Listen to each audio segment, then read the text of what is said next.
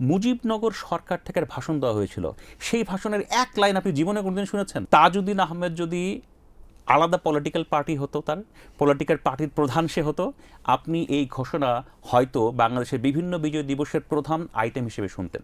এই সরকার পরিবর্তনের সাথে সাথে আপনার পুরো বয়ানটা চেঞ্জ হয়ে যায়।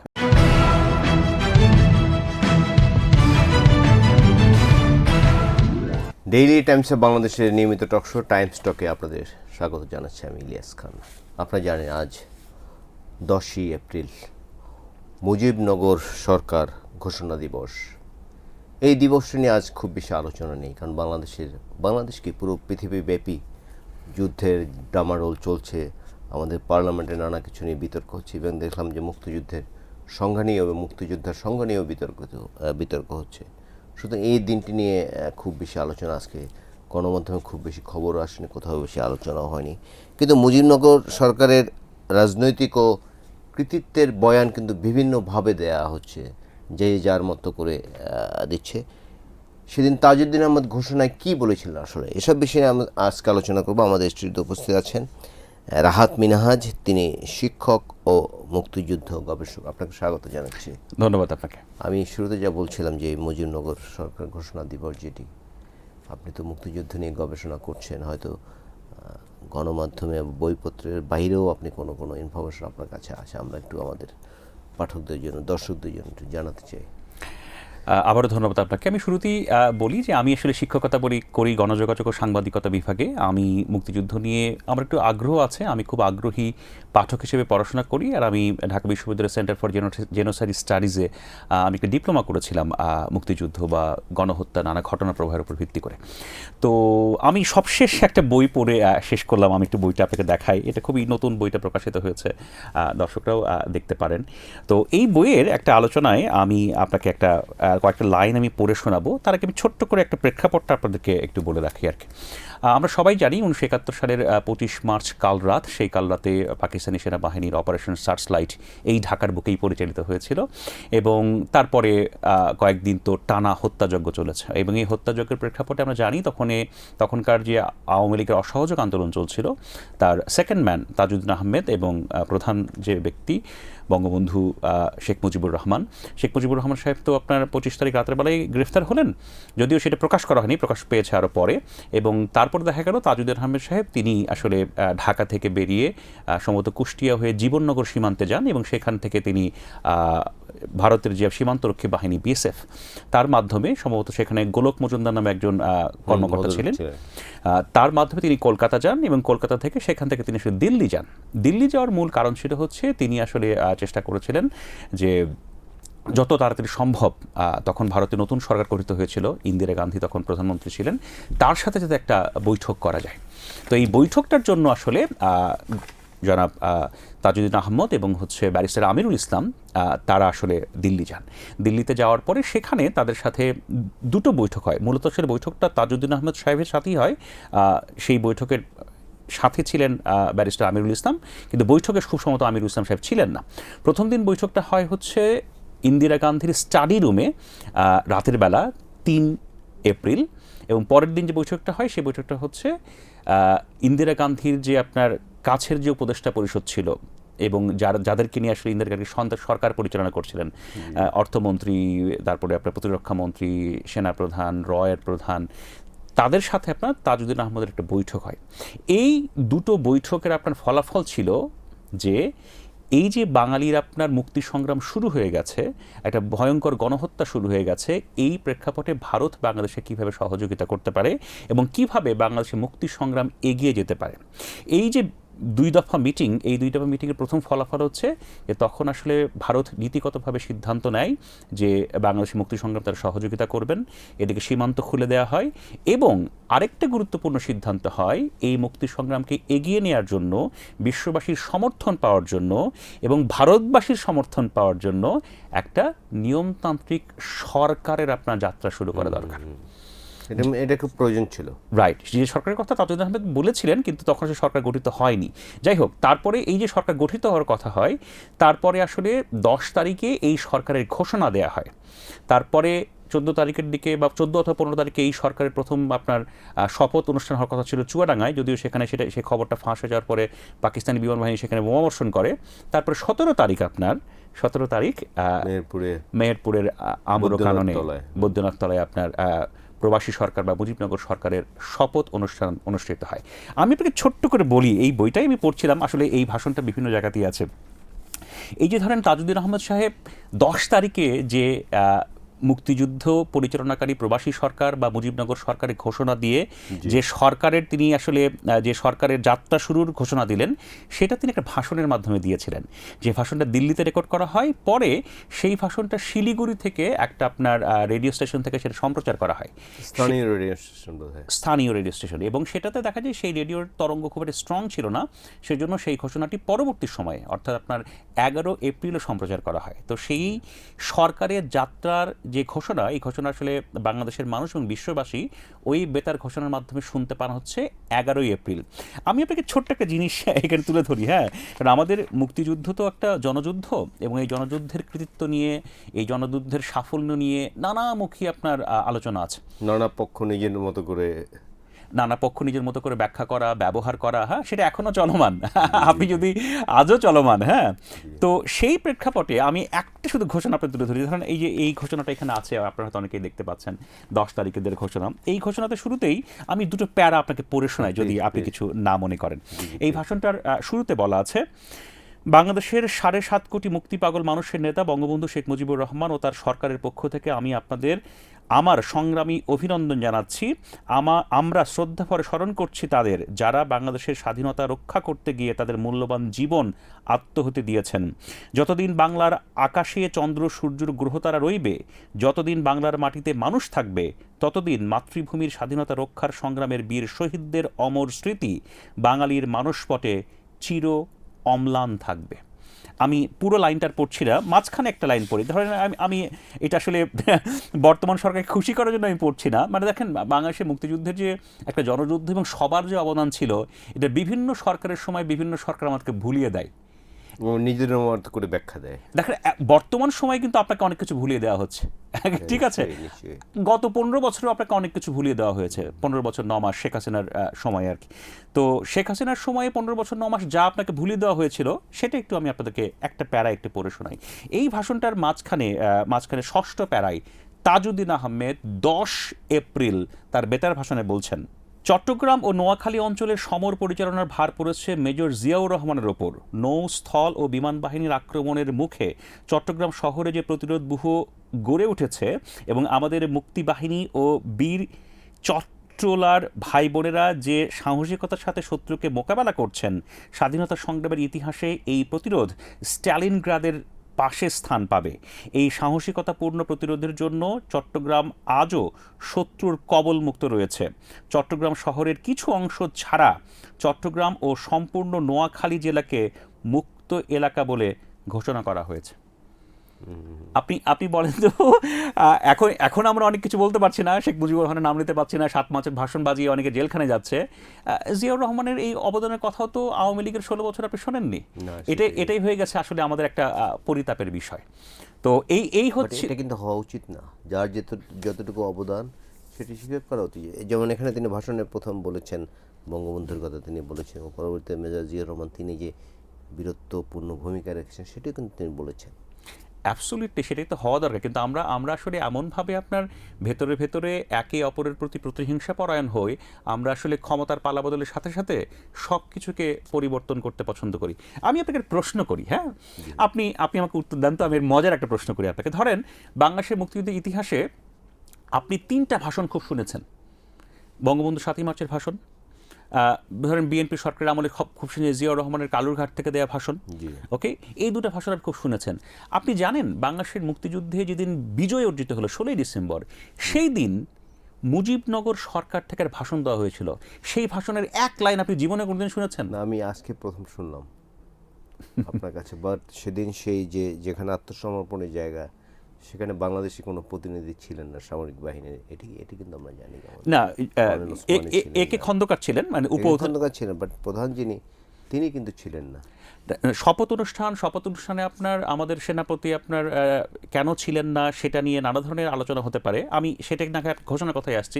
যেমন ধরুন আমি খুব সহজ করে বলি আপনাকে যে আমাদের আমাদের বিজয় দিবস 16ই ডিসেম্বর, যেটা আপনার মুজিবনগর সরকারের মাধ্যমে নেতৃত্ব অর্জিত হয়েছে জি নিঃসন্দেহে।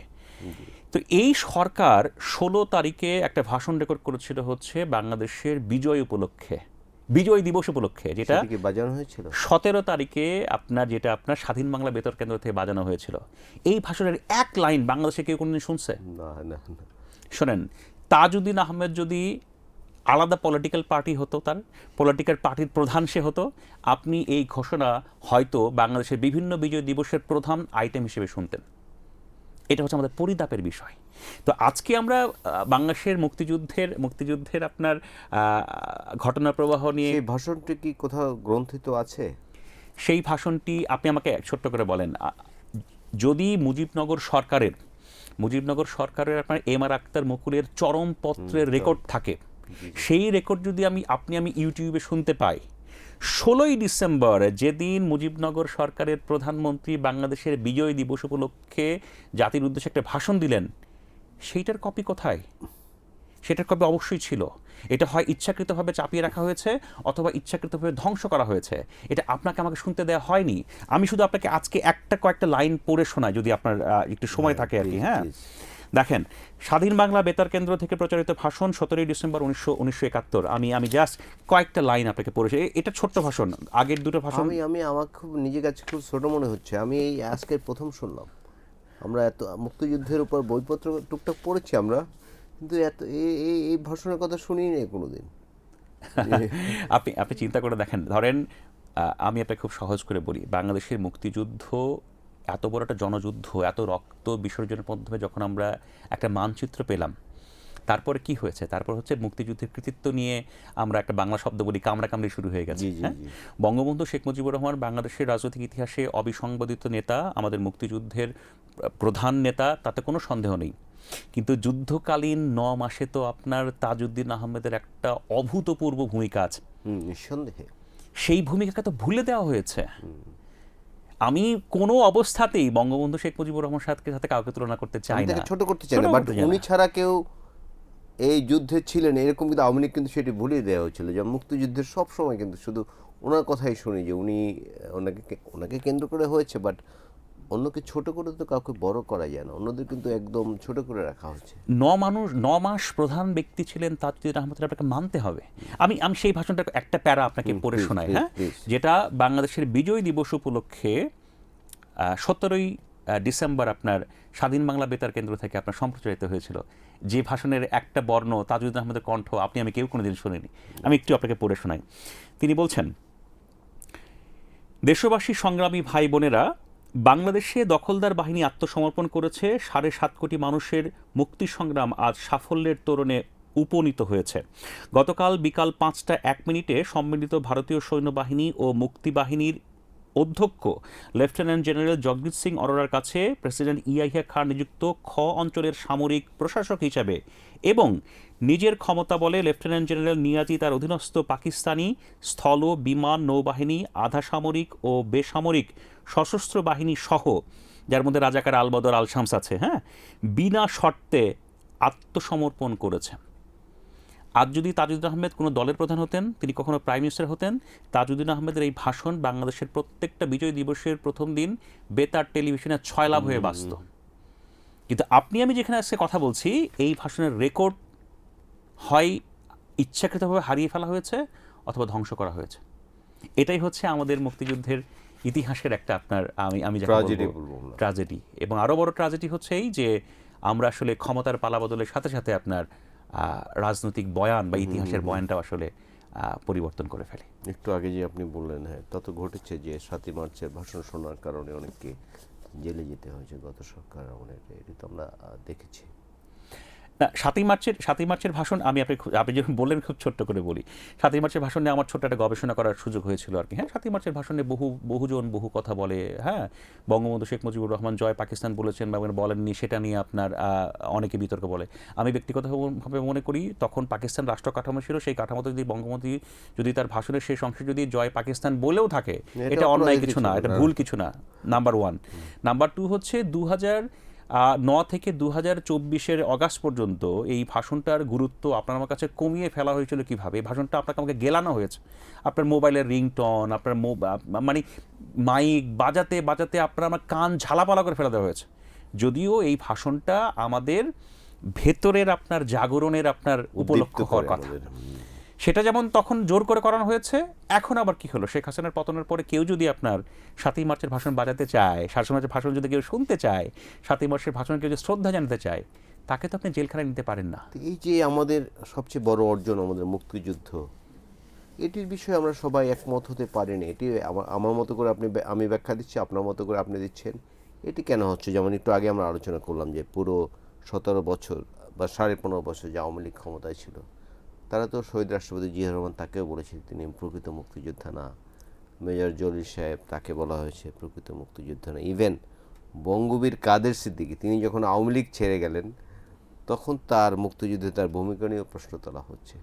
তো এগুলো আমরা কেন করি? এগুলো কি বলুন। যেমন না, এটা তো আমাদের, ধরেন আমি বলবো যে এটা আমাদের জাতীয় দুঃখ আর কি। হ্যাঁ, বা জাতীয় বেদনা বা জাতীয় পরাজয়। কারণ হচ্ছে আপনি দেখেন, আপনি আমি যখন আমাদের এত বড় একটা অর্জন, এত বড় একটা মুক্তিযুদ্ধে আমাদের ভূখণ্ড অর্জন, এই অর্জনের সঠিক ইতিহাস বা গ্রহণযোগ্য ইতিহাস আমি যখন লিখতে না পারি, তৈরি করতে না পারি, সেটা অবশ্যই একটা বড় ধরনের ব্যর্থতা। আরও ব্যর্থতা কি, যে সরকার পরিবর্তনের সাথে সাথে আপনার পুরো বয়ানটা চেঞ্জ হয়ে যায়। এটা দুনিয়ার কোথাও হয় বলেন? দুনিয়ার কোথাও হয়? এটা দুর্ভাগ্যজনক। আরেক জিনিস হয় কি, ধরেন আপনি খেয়াল করে দেখবেন, আবার এই যে আমাদের যে 12ই ফেব্রুয়ারি যে নির্বাচনটা হলো, তার আগে আবার আরেকটা পলিটিক্যাল পার্টির পক্ষ থেকে আরেকজনকে সামনে নিয়ে এসেছিল, যিনি নাকি প্রথম রিভোল্ট করেছিলেন, প্রথম ঘোষণা দিয়েছিলেন। হ্যাঁ, হাস্যকর মানে এই এবং নিন্দনীয় একই সঙ্গে। এই ধরনের কথা বলা তো আসলে এক ধরনের অপরাধ। মানে এগুলো দেখে না, মানে কাঁদবো হাসবো না আপনার মারা যাবো। হ্যাঁ, এই ধরনের আপনার অনুভূতি তৈরি হয় আর কি। এটা হওয়ার একটা বড় কারণ হচ্ছে যে আমরা তো আসলে প্রথমত হচ্ছে আমরা বারবার ফেইল করি, এবং যখন ফেইল করি তখন ফেইল করার পরে যখন ক্ষমতায় আসি, তখন আপনার ভয়ঙ্কর রূপে আপনার আসলে সব কিছুতে নিজের অধিকার ফলানোর চেষ্টা করে। এটা খুব ভয়াবহ বিষয়। এবং তার সাথে তো ধরেন আমাদের বাঙালিদের চিরাচরিত যে বৈশিষ্ট্য, তৈলবাজির চেষ্টা করি।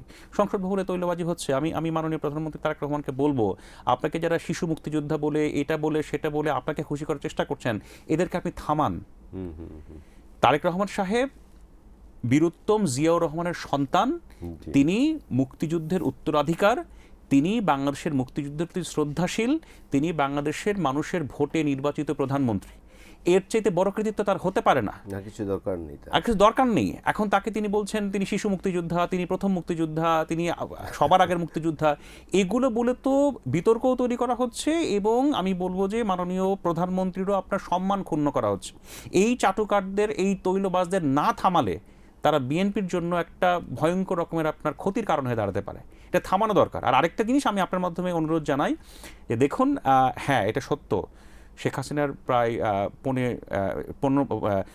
15 বছর 9 মাসের যে শাসনামল, সেই শাসনামলে আমরা দেখেছি জিয়াউর রহমানকে পাকিস্তানের চর বলতে, জিয়াউর রহমানকে আপনার নানাভাবে আপনার অপমান অপদস্থ করতে, তুচ্ছ তাচ্ছিল্য করতে আমরা দেখেছি।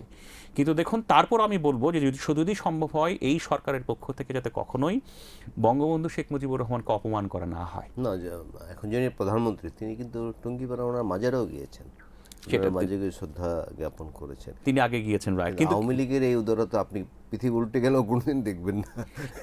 এটাই আমাদের সমস্যা, যে আমরা যদি আপনার পরস্পর প্রতি শ্রদ্ধাশীল না হন, তাহলে তো আপনি এগোতে পারবেন না। দেখা যাবে কি 5 বছর 7 বছর পরে আবার একটা কলাপস, আবার নতুন করে লিখা, এবং মানুষজন তো অস্থির হয়ে যাবে। এটা খুব খুব ভীতিকর। ইভেন যদি সম্ভব হয় 7ই মার্চের ভাষণ বাজানোর জন্য ঢাকা ইউনিভার্সিটির কয়েকজন ছাত্রী নেত্রী সহ যে কয়েকজনকে অ্যারেস্ট করা হয়েছে, সম্ভব হলে তাদেরকে তাড়াতাড়ি ছেড়ে দিন। 7ই মার্চের ভাষণ বাজানোর জন্য কাউকে জেলখানায় নিয়ে যাওয়া হয়েছে, এটা কোনো সরকারের জন্য ভালো কোনো কিছু হতে পারে না। যদি সম্ভব হয় করা প্রয়োজন। আরেকটা কথা আপনাদেরকে বলি, দেখুন আমি আমি তাজউদ্দিন আহমদ অর্থাৎ আমাদের মুক্তিযুদ্ধকালীন যে সরকারটি আপনার 10 তারিখে ঘোষণা হলো, 17 তারিখে আপনার শপথ হলো, এই সরকারের কৃতিত্ব, এই সরকারের আপনার সাফল্য এবং এই সরকারের স্বীকৃতি, এগুলো নিয়ে রাষ্ট্রযন্ত্রের বিভিন্ন ফোরামে আসলে ইতিবাচকভাবে আলোচনা হওয়ার দরকার আছে। আপনি বাংলাদেশের মুক্তিযুদ্ধের ইতিহাস, প্রবাসী সরকার, মুজিবনগর সরকার, বঙ্গবন্ধু শেখ মুজিবুর রহমান, তাজউদ্দিন আহমদ, সেনা নেতৃত্বের দিক থেকে মেজর জিয়াউর রহমান সহ আরও অন্যান্য যারা সেনা অধ্যক্ষ ছিলেন, মেজর ছিলেন, তখন তো মেজরাই সর্বোচ্চ পদে ছিলেন বাঙালি তরফ থেকে, এবং তারাই বিভিন্ন সেক্টরের প্রধানে যুদ্ধ করেছেন। সবাইকে সমন্বিতভাবে আসলে সম্মান জানিয়ে জাতীয় অনুষ্ঠান, তো সবারই বড় ভূমিকা, খালেদ মোশাররফ সাহেব ওনারও তো বড় ভূমিকা ছিল। ইভেন যিনি শহীদ রাষ্ট্রপতি জিয়া রহমানকে হত্যা করেছেন, মেজর মঞ্জুর, মুক্তিযুদ্ধে কিন্তু তারও বিশাল ভূমিকা ছিল। এগুলো তো ইতিহাসের অংশ। অনেক বড় ভূমিকা। সম্ভবত মেজর মঞ্জুর সম্ভবত পাকিস্তান থেকে পালিয়ে এসে মুক্তিযুদ্ধে যোগদান করেছিলেন। কর্নেল তাহের জিয়াউর রহমানের আপনার পরবর্তী সময়ের 7 নভেম্বর অভ্যুত্থান প্রেক্ষাপটে ভিন্ন একটা আলোচনা ছিল, ভিন্ন একটা প্রেক্ষাপট ছিল, তারপর কর্নেল তাহের সরাসরি পা হারিয়েছেন, বীর মুক্তিযোদ্ধা। তো সবার অবদানটা যাতে আসলে আমরা স্বস্তির সাথে স্মরণ করতে পারি, এটা একটা বড় বিষয়। তো এটাই সরকারের কাছে আমার একটা চাওয়া, যে বাংলাদেশের মুক্তিযুদ্ধের ইতিহাস নিয়ে যাতে আসলে খুব একটা কাদা ছোড়াছড়ি না হয়। ইভেন একটা সব কিছু ডেফিনেটলি ধরেন বর্তমান প্রধানমন্ত্রীর বাবাকে নিয়ে, জিয়াউর রহমানকে নিয়ে বিএনপি সরকারের আমলে অনেক নেতিবাচক কথা, অনেক বাজে কথা বলা হয়েছে আওয়ামী লীগ সরকারের আমলে। তা আমি বলবো সেগুলোকে একটু ভুলে যেয়ে হলেও আমরা একটু সহনশীলতার পরিচয় দিতে পারি কিনা।